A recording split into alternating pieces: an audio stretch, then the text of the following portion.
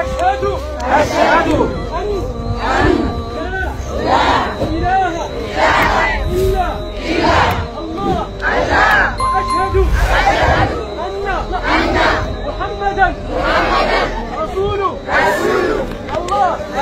وعرفناهم بحقية الله عز وجل بأن يوحد وحده لا شريك له، وبأن يتبع النبي صلى الله عليه وسلم مع سائر الأنبياء، فأقبلوا على الإسلام. نسأل الله تبارك وتعالى أن يثبتهم، ونسأل الله تبارك وتعالى أن يتقبل منا، وبارك الله فيكم.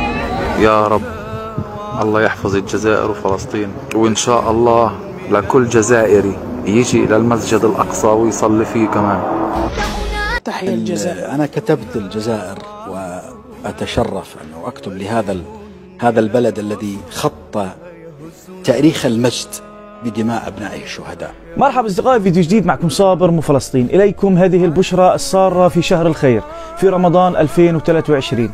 قرية تعلن إسلامها بالكامل على يد الجزائريين، وفي ظل مهاجمة شيوخ وأئمة الجزائر، وفي ظل التبرعات التي تقوم بها الجزائر، وفي ظل موائد الإفطار وكل الخير التي تقوم به الجزائر. حنشوف الشيخ محمد الحضيري في هذا الفيديو يقوم بمجهودات جبارة لأجل الدعوة الإسلامية ونشر الإسلام في هذه الأرض.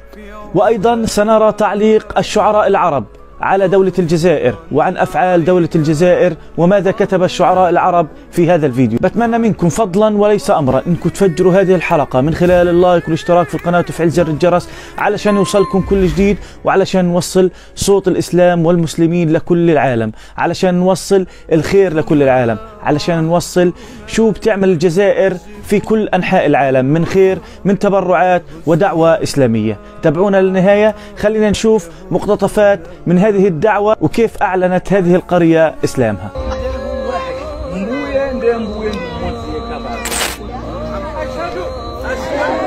أشهد أن لا إله إلا الله وأشهد أن محمدا رسول الله وأشهد أن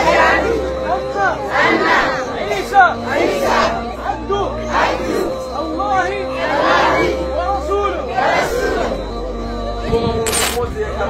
كما شاهدتم أيها الأكارم، قمنا بدعوة للقرية، عرفناهم بالتوحيد وعرفناهم بحقية الله عز وجل بأن يوحد وحده لا شريك له، وبأن يتبع النبي صلى الله عليه وسلم مع سائر الأنبياء، فأقبلوا على الإسلام. نسأل الله تبارك وتعالى أن يثبتهم، ونسأل الله تبارك وتعالى أن يتقبل منا، وبارك الله فيكم. بعد ما شفنا هذه البشرى السارة وشفنا مشاهد تسر القلوب، وشفنا الشيخ الجزائري محمد الحضيري وهو يقوم بنشر الدعوة الإسلامية في كل أنحاء العالم، خلينا نشوف شو حكوا الشعراء العرب عن دولة الجزائر العظمى، وشو حكى الشعراء العرب عن أهل الجزائر وعن شهداء الجزائر. خلونا نشوف شو كتب الشعراء، تابعونا للنهاية. وقلت لك نحن رضعنا حب الأمة والوطن العربي منذ كنا صغارا. نعم. أهلنا علمونا حب هذا الوطن وهذه الأمة، لذلك الجزائر لها حب عميق في أعماقنا نحن العراقيين وكل العرب هكذا. فكتبت أنا للجزائر نعم نسمع قصيدة بعنوان نشيد للجزائر، فقلت وكتبتها طبعا على بحر المتقارب حتى تكون نشيد يوما ما. طبعا أطمح أن يوما سبحان الله أغلب الأناشيد على البحر طبعا هذا البحر وهو الأنسب فعلا، الأنسب إيقاع الواقع للأناشيد الوطنية. نعم.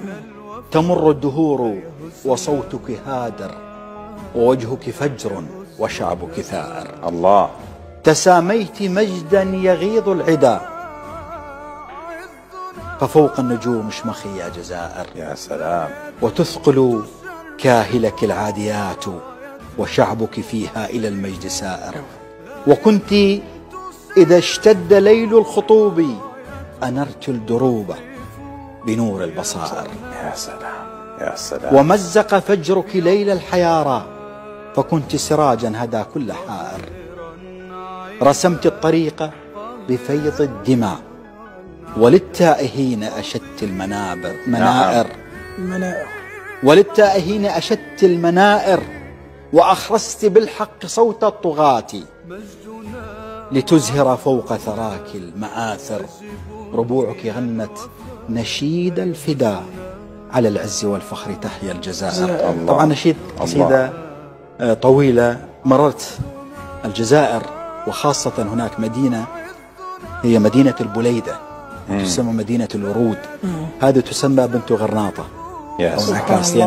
أغلب سكنتها أو مؤسسي هذه المدينة كانوا من المورسكيين الأندلسيين الذين هربوا بعد سقوط غرناطة وأسسوا مدينة جميلة جدا. طبعا أنا شاركت في مهرجان شعري في هذه المدينة وقرأت هذه القصيدة في المهرجان. طبعا طموح جميل وعميق وتستحق الجزائر نعم أكيد أن نكتب لها بمداد القلب. أنا أيضا اسمح لي شيء بالشيء يذكر. نعم. أخذت القفلة يعني بكم بيت وعقدنا العزم أن تحيا الجزائر اللي قالها المفتي زكريا.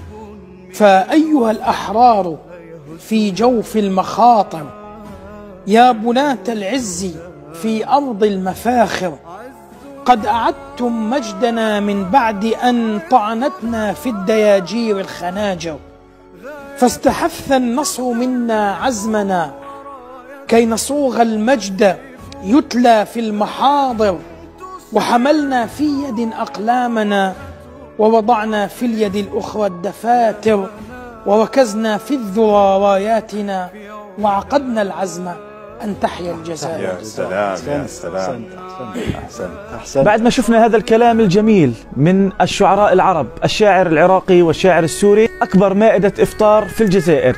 الخير يعم على أهل الجزائر، الخير يعم على دولة الجزائر، فهي سباقة بالخير. كل الاحترام والتقدير لكل أهلنا في الجزائر، وبنقول لهم كل عام وأنتم بخير. فلسطين معكم، فأنتم المناصرة والمنصورة بإذن الله لفلسطين. كما قلتم أنتم مع فلسطين ظالمة أو مظلومة. خلينا نشوف الإفطار الجماعي في دولة الجزائر ونشوف ردود أفعال الناس وردود أفعال السياح على هذا الإفطار وعلى عادات الجزائر وتقاليدهم. تابعونا للنهاية، ولا تنسوا دعم الفيديو من خلال اللايك والمشاركة والاشتراك في القناة وتفعيل زر الجرس. خلونا نشوف هذا التقرير.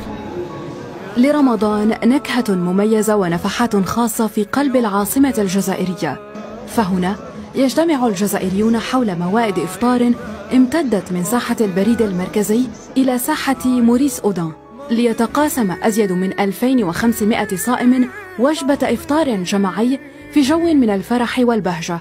صورة تعكس لحمة وألفة الشعب الجزائري وتمسكه بالروح الأخوية خلال الشهر الفضيل. كل عائلات الجزائرية كما راكم تشوفوا يعني قاعدين مع بعضهم مثل لمة واحدة، يعني قاعدة رمضان. لقينا تسهيلات كبيرة من مصالح الولاية والصالح الأمني كانوا معاونينا أيضا نشكر المواطنين على تفهمهم وعلى اللمة هذه وعلى الروح الرمضانية اللي رانا فيها. موائد الإفطار لم تجمع الجزائريين فحسب، بل عرفت إقبالا من سياح أجانب قدموا للتعرف على عادات وتقاليد الشعب الجزائري خلال شهر رمضان المبارك.